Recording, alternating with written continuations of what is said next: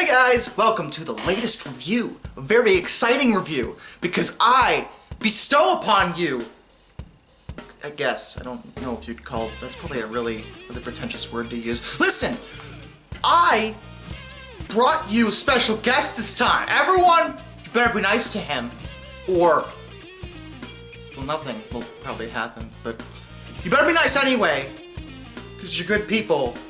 Everyone say hi to my friend Teddy! Actually, I go by Mr. Mixed Media on YouTube, so... Silence, Teddy!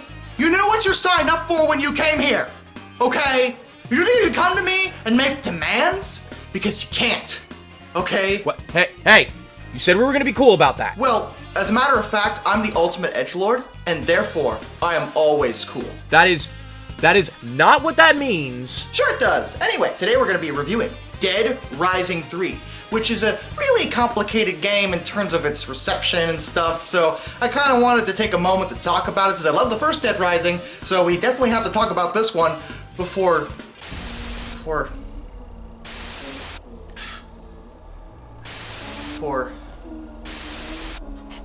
Dr. Kane reporting on patient number 3471.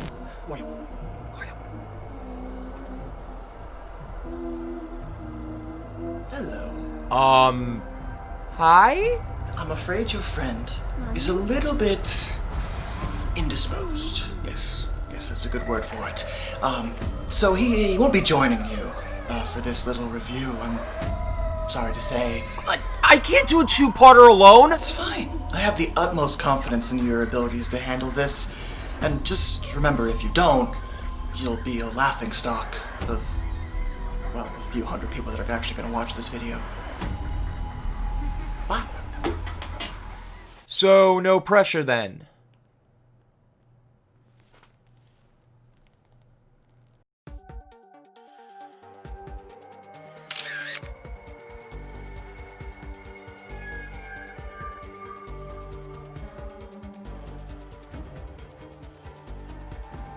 In a genre as oversaturated as zombie games, finding one that does something unique and interesting can be kind of tricky. You know, back in 2006, the first Dead Rising game came out and said, "Hey, you like zombies? Have thousands of them." Huh. The game followed a photojournalist heading into a mall infested with hordes of the undead, with anything in the mall being used to beat them back to hell. It was charming, goofy, enjoyable whether you played seriously or not, and it was a great reason to purchase an Xbox 360 back in the day. Then Dead Rising 2 came out with a more edgy and unlikable protagonist.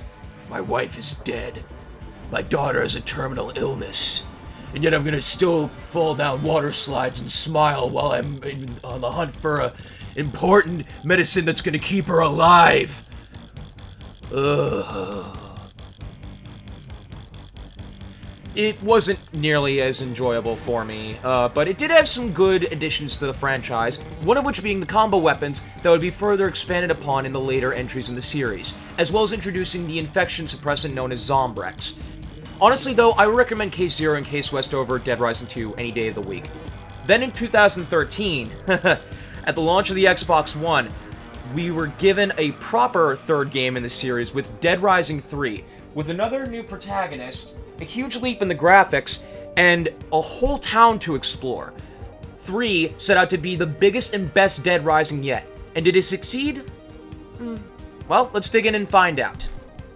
In Dead Rising 3, you play as Nick Ramos, a mechanic working in the town of Los Perdidos, which is suddenly hit with a zombie outbreak. Nick is a part of a small group of survivors trying to survive in the city, and once they find out that the city's going to be firebombed in a week's time, they have to try to find a way to escape themselves.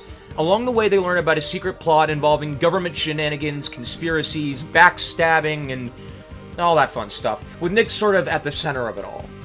The story's pretty mediocre, if I'm being honest, and a lot of the characters are either completely unlikable or just not that interesting. Everyone loves to rag on Nick for just being the nice guy and having no personality, but I'd rather have that than whatever the hell Chuck was in 2. The most interesting characters for me are the various psychopath bosses Nick encounters throughout the world, each of them representing one of the 7 deadly sins. And while not all of them are on the level of other Dead Rising psychopaths, there are a few creepsters here and there which have stuck with me. Getting into the graphics and sound, I think Dead Rising 3 still looks pretty good today. The character models look much better than in any Dead Rising game before or since. That's, it's funny when you think about it.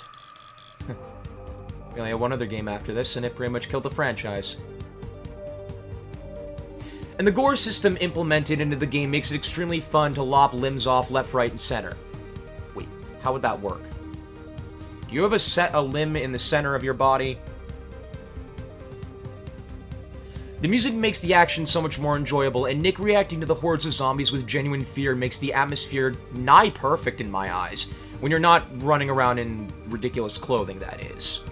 The gameplay of Dead Rising 3 is really where the game shines for me. The standard formula of everything being a weapon is still present, and I think it's the best it's ever been, mostly due to the improved controls and combo weapons. Weapon switching is much faster, there's a dedicated sprint button, and even the simple fact that you can reliably hip-fire weapons and throw weapons on the run just make Dead Rising 3 so much more enjoyable to play, and to control.